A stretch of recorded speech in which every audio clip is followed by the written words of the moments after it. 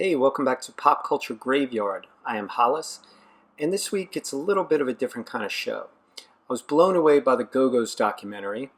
I suggest everyone run out right now and watch it. And so I started thinking about other kick-ass women in rock. And I started to see a little bit of a path that led to the GoGos. It's Ladies' Night at Pop Culture Graveyard. Have your IDs out, guys.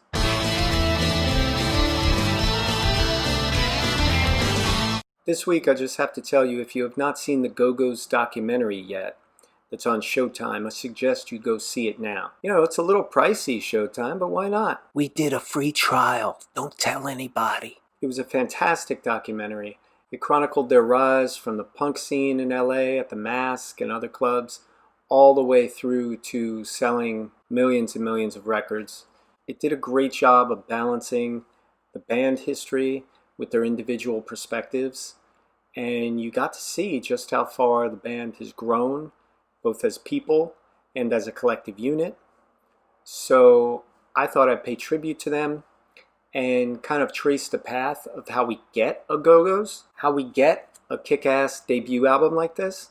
And so I'm going to talk about great debut albums by bands fronted by women that came before the Go-Go's. So let's kick it off. The band, the myth, the legend, the Go-Go's.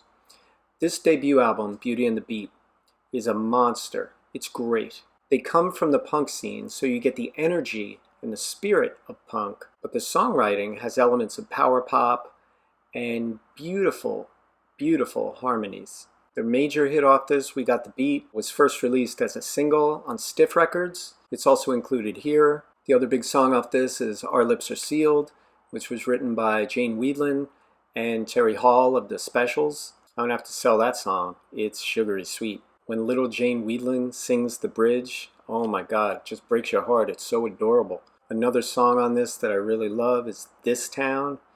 The riff is straight out of a spaghetti western.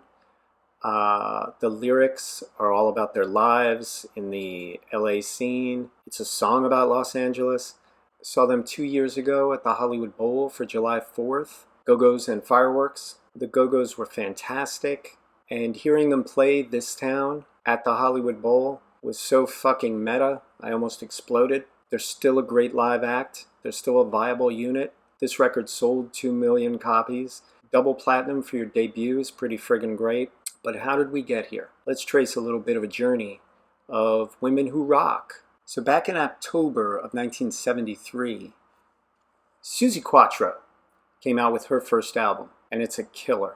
This album came out when the glam scene was thriving. Although this is not quite a glam album, it ticks enough of the boxes that it made her quite successful.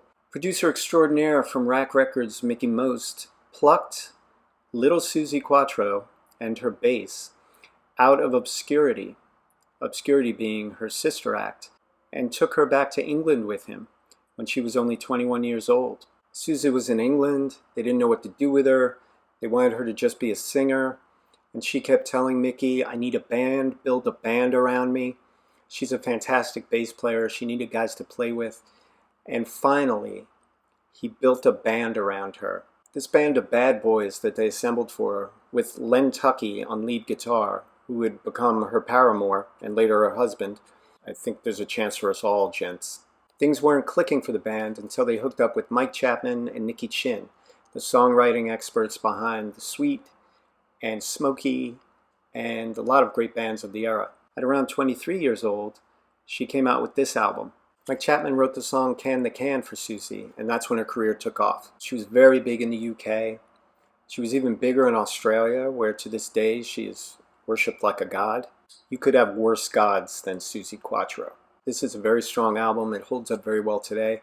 This is the American version, which is on Bell Records, and so it has Can the Can on it. I recommend you get an American version because the UK versions do not have Can the Can on it, her big single. But this album made her a star. Glycerin Queen, which was written by Suzie and Len Tucky, is my second favorite song on this album. It really rocks hard, and it's got that kind of sing-songy, repetitive groove that made them so successful on subsequent singles. Shine My Machine is great. Official Suburban Superman was a revelation to me. It's my deep cut off this album. There were 3 Chapman Chin compositions on this: Can the Can, 48 Crash, and Primitive Love. They're all bang on the money. They're everything you want to hear from Suzie. Suzie would tear up her bass. She was a fantastic player, great groove, very melodic, and she had a really, really cool voice. Her voice gets up to an almost comically high level at which she sings all of her big hits, and it's why she's impossible to cover. There are 3 covers on this, all shook up, shaken all over. She likes shaking and being shook, and I Want to Be Your Man by the Beatles. The mid-70s saw a huge emergence of 50s nostalgia, brought on by Happy Days, American Graffiti, Sha Na Na. Not everything was good in the 70s. She would later go on to play Leather Tuscadero on Happy Days. Anyway, Suzie's importance as a bass-playing female rock star cannot be underestimated. She broke the glass ceiling going forward. That ceiling was not glass, it was fucking steel, and she barreled through it. It was all right here. The Elvis 69 comeback leather suit, the Suzie Quatro Superstar 50-yard stare. I've seen some things. And she was the first super successful bass-playing female rock star. You go to Australia today. You tell them I don't like Suzie Quatro. See what happens to you. From Suzie, we go to Patti. This was released in November of 1975, produced by John Cale. Patti Smith is amazing. I don't need to tell you that. But this 1975 album with the Patti Smith Group broke through so many boundaries. Lyrically, this album is astounding. Patti, of course, began as a poet. She began doing poetry readings in New York at places like St. Mark's Church with other poets like Jim Carroll. And at one of these readings, her friend Lenny Kaye, who was at that time a rock journalist, would show up with his guitar, came up and joined Patti, and he would give her musical backing while she was doing her poems. That later morphed into the 2 of them writing more proper songs. They ended up getting an entire band. This album is an effortless blend of her poetry and the music of the day. Even the covers that are on this album, Gloria by Van Morrison and Land of a Thousand Dances, get rolled up into her poetry in such a way that they can't be exorcised. They become wholly something else. This is a celebration of rock and roll. If Suzie brought that Elvis kind of sensibility to her act, Patti brought Keith Richards. The impression that she's someone you don't want to mess with. She's someone that could cut you down with both her sharp tongue and the knife she'll pull from her pocket. She's someone you do not want to mess with. Gloria, Free Money, Break It Up, all rock. Redondo Beach is more of a sleepy reggae track that I really love. Birdland and then later Land are both sort of extemporaneous numbers that would come alive on stage. She was a big fan of Albert Ayler and John Coltrane, so those were sort of her improvisatory tracks that she would change from night to night, and the versions on here are captured perfectly. And it all ends in Elegy, which is a real sort of beautiful, solemn hymnal that ends off this album. It's a killer from front to back, and Patti established a new paradigm for women performers with bands. And without Patti Smith, I'm not sure that some of the subsequent bands I'll be mentioning would have had the impact they would have, or as soon.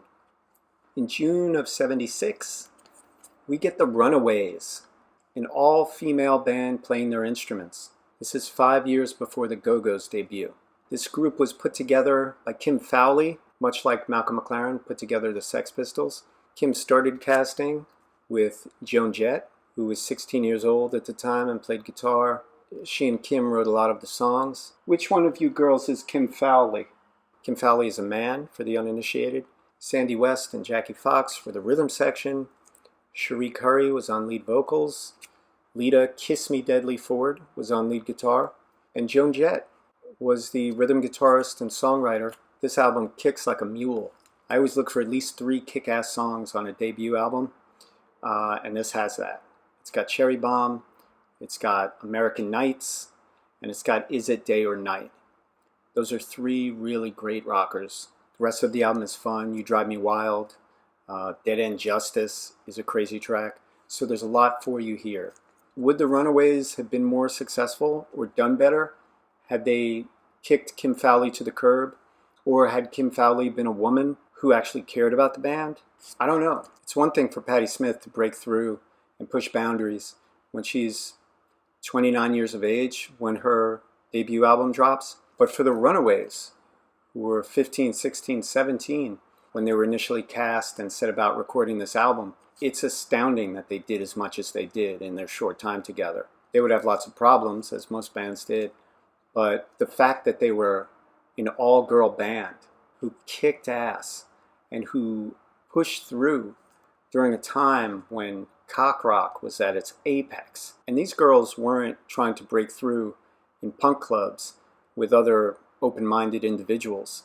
These ladies were mixing it up with like Foghat in front of audiences who came to see Blue Oyster Cult, Black Oak, Arkansas, Black and Blue. More than any other band I'm talking about, the Runaways are a direct predecessor to the GoGos. All females playing their instruments, singing songs that they wrote or co-wrote themselves. This album holds up remarkably well. The whole album really delivers. This band, probably more than any other I'll be talking about, announced that one day this would be a normal thing. So we should never forget the Runaways and what they brought to the history of women in rock. In December of the same year, 1976, as the Runaways album, Blondie dropped their debut. Their album originally was released on Private Stock Records. Private Stock could not really handle a band that would become as big as Blondie, so Chrysalis Records took over and they re-released the album. This was produced by Richard Gottehrer. Richard Gottehrer, he was in the band The Strangeloves. He's one of the writers of I Want Candy. He wrote My Boyfriend's Back by the Angels. Richard Gottehrer worked with a lot of girl groups back in the day. Anyway, I bring up Richard Gottherer's girl group past to explain the production on this. It's very evocative of the girl group production of the early 60s. But make no mistake, this is a punk new wave record. Blondie were in on the ground floor of the New York punk scene that's centered around CBGBs. It's hard to imagine today, but Blondie were much maligned back in the day. They were not seen as a band that were going to break through. Their bass player, Fred Smith, left the band to join Television because he thought they were a better bet. Blondie may not have been as stage ready as the other bands that blew up on the CB scene, like the Ramones, Talking Heads, Television, Patti Smith Group, but they were the most recording room friendly. Something about this band, and especially Debbie Harry's voice, came alive in the studio. I mentioned earlier how I judge debut albums based on if they have 3 great tracks or more. This has that. It's got Ex Offender, because back then they couldn't say sex offender. It's got In the Flesh, which is a beautiful, lush, gorgeous sounding track. And it's got Ripper to Shreds, which is the coolest track on this album. Debbie was influential to all singers who came after her, but I believe she gave a lot of confidence to female singers who would come after her about what was possible, how you could have sex appeal on your own terms and not have it co-opted by other people. But this, if you're talking a path to the Go-Go's, vocally, this is a precursor to what Belinda Carlisle was doing. And song-wise, this had really cool songs that somehow transcended their genre and became big pop songs. Ex Offender, In the Flesh, Ripper to Shreds. You want to talk about new wave songs with pop sensibility? There's your precursor to the Go-Go's right there. So Debbie Harry, very, very important. Being that the Go-Go's came from the LA punk scene and were very influenced by British punk, I think it's only right that I should include November of 1978's X-Ray Spex, Germ-Free Adolescence. All of the songs on this album were written by Polystyrene, seen here, real name Marianne Elliott. They had a 15-year-old girl named Laura Logic who played saxophone in the band, and they put out their debut single, Oh Bondage, Up Yours. If you have not yet heard the track, where the fuck have you been? If you haven't heard the spoken word intro, it's Polly's voice, and she goes, some people think little girls should be seen and not heard, but I think, and then she screams, oh bondage, up yours. It's an epoch-shattering moment in punk music, and I think all music for women.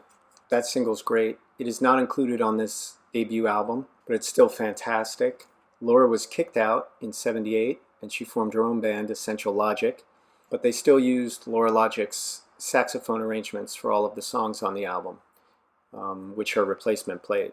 In tracks like The Day the World Turned Dayglow and Germ-Free Adolescence and I'm a Cliche, Polly brilliantly takes down advertising and ego and trying to be something you're not and the vacuousness of society. It's something that would continue in Warrior and Woolworths and R.T.I. Official. Identity is about the incident where Polly actually watched one of her Bromley contingent friends slash her wrists while in the bathroom. So there's some real shit on here. There's grittiness and there's punk sensibility, but it's got a pop flavor. This will sound good to your ear. So Polly was very important in carrying forward the torch for female voices in punk. In September of 1979, the Slits came out with Cut, their debut album, and it is a perfect album. It was produced by Dennis Bovell. He used to be bass player in a band called Matumbi. Under the pseudonym Blackbeard, Dennis also produced almost all of Linton Kwesi Johnson's albums, including two I love. What's the name? I can never remember. Oh yeah, Forces of Victory and Bass Culture. Anyway, Dennis is a great producer. He was the perfect producer for this band. They needed a reggae producer. They were the first all-female band to meld punk with reggae, like The Clash did, like the Police did, but their version of that hybrid was a little heavier on the reggae side than the other two bands, and they really needed someone who could harness everything that they did well. Drums on this album were played by Budgie from Susie and the Banshees, because they didn't have a drummer at the time. Ari Up, Viv Albertine, and Tessa Pollitt, a fantastic trio who did as much to expand the iconography of females in rock as they did the sonic landscape, with instant hits, Spend, Spend, Spend, Shoplifting, Newtown, Ping Pong Affair, Love and Romance. This album just doesn't let up. There's so many good songs on it. They were unbridled energy. Unlike when you would hear them in a club live on stage, they are tamed a bit, and the results are wonderful. Their big hit off this is Typical Girls, but this is a cohesive whole of an album. They tackle subjects on here from rape to drug addiction to shoplifting to people they know like Sid Vicious. It's all on here. It captures another moment. Unbridled girls who will not listen and will not do what you want. Am I the only one turned on? This is a stunning, startling debut. January of 1980, The Pretenders' first long player comes out, and it is a monster. This album has so many good songs on it. My two favorite songs on here are Precious and The Weight. The two biggest hits on here are probably Brass in Pocket and Kid. One of my all-time favorites is Mystery Achievement. It's one of my favorite bass-led tracks. Anyway, what makes this band so great and what makes this record so great is, of course, Chrissie Hynde. This was announcing the arrival of one of the great female figures in rock and roll. This was yet another cog in the journey of how we get to a band like the Go-Go's. Chrissie has a fantastic voice. It's both pretty and gritty at the same time. She's very much from the I'm just one of the boys school of women in rock. I don't think she wanted to make a big deal out of her being female. That alone made her important. She didn't want her gender to be an issue. And that can't help but make her feminist when you look back on it. They were a rock band, but they had a real pop sensibility. And some of these songs are pure ear candy. I really think somewhere in between Blondie and the Pretenders lie the Go-Go's. Anyway, this is one of the great rock albums of all time. So to sum up, one of the things that make the Go-Go's so great is that I can hear a lot of bands within this one band. In We Got the Beat and Our Lips Are Sealed, I can hear Blondie. In This Town and Lust to Love, I can hear the Pretenders. If I listen to Can't Stop the World, I hear X-Ray Spex. When I hear Skid Marks on My Heart, I hear Suzie Quatro. The Go-Go's had quite a lot of influences, and I think that they're all apparent from track to track. and it's what makes this a stellar debut album and why it went double platinum. And I hope you enjoyed this journey on just a small section of the awesome women who rock. That's it for this week on Pop Culture Graveyard. I hope you enjoyed this, and I will see you next week with a lot more cool stuff. Please subscribe.